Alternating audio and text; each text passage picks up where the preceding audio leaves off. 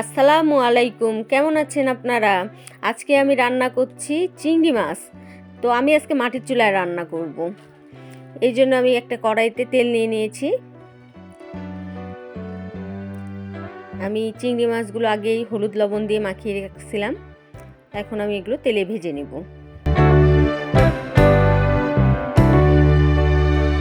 তো আজকে আমি এই ভিডিওটা করার জন্য আমার বাবার বাড়িতে এসেছি। মাটির চুলায় রান্না সবারই ভালো লাগে, মাটির চুলার রান্না অনেক স্বাদ হয়। তো আমি এই চিংড়ি মাছগুলো এখন ভেজে নিচ্ছি। এই তো আমার চিংড়ি মাছগুলো লাল করে ভাজা হয়ে গেছে।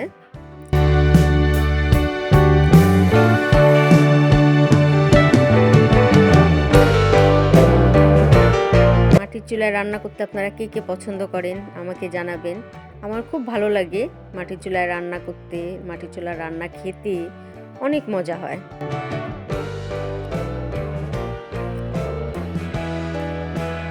তো আমি চিংড়িগুলো কিছুক্ষণ ভেজে নিয়ে তুলে নিয়েছি। এখন আমি একই কড়াইয়ে আবার তেল দিয়ে দিয়েছি। দিয়ে দিব কিছু পেঁয়াজ কাটা।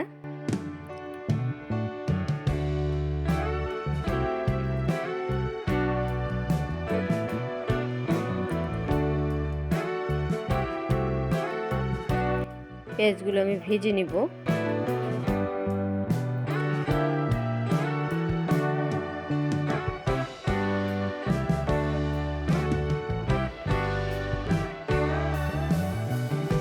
চিংড়ি মাছ রান্নায় পেঁয়াজগুলো একটু বেশি দিতে হয়। পেঁয়াজের পরিমাণটা বেশি হলে রান্নাটা অনেক ভালো হয়।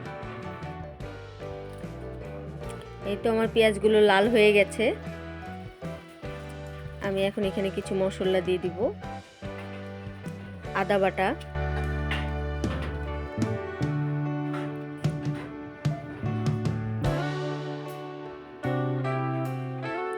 জিরা বাটা, রসুন বাটা,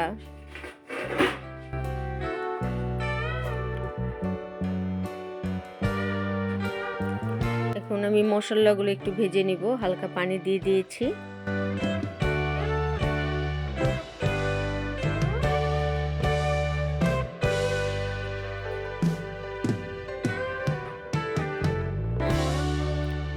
দিয়ে দিলাম হলুদের গুঁড়ো,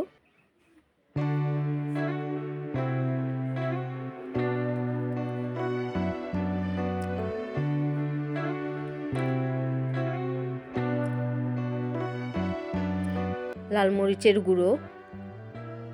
আপনারা পরিমাণ মতো দিবেন, যে যেমন খেতে পছন্দ করেন ঝাল।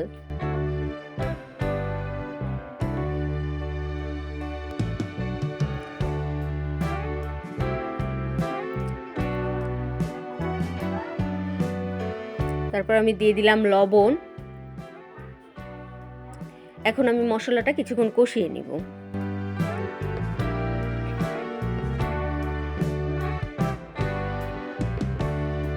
মশলাটা আমার কষানো হয়ে গেছে। আমি এখন এর মধ্যে দিয়ে দিলাম চিংড়ি মাছ। চিংড়ি মাছ দিয়ে আমি মশলাটা কিছুক্ষণ কষিয়ে নিব।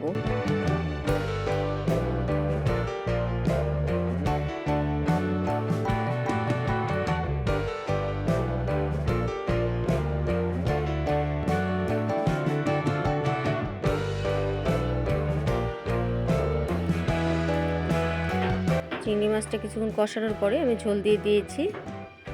এখন চিংড়ি মাছের ঝোলটা ফুটে গেলে এর মধ্যে আমি দিয়ে দিব কিছু কাঁচামরিচ। কাঁচামরিচ দিয়ে কিছুক্ষণ নেড়ে চেড়ে আমি চিংড়ি মাছটা নামিয়ে দেব। আপনারা এইভাবে অবশ্যই ট্রাই করবেন। দেখেন চিংড়ি মাছ থেকে আমার তেল ছেড়ে দিছে। কালারটা কত সুন্দর হয়েছে। এইভাবে চিংড়ি মাছ রান্না করে অবশ্যই খাবেন, দেখবেন কেমন লাগে। আর অবশ্যই আমাকে জানাবেন আপনাদের কেমন লাগলো আজকের ভিডিওটা। এরকম ভিডিও পেতে চাইলে অবশ্যই আমাদেরকে কমেন্টে জানাবেন, আমাকে উৎসাহিত করবেন। আমার মাছ রান্না হয়ে গেছে, দেখেন কতটা দারুণ লাগছে। সবাই ভালো থাকবেন।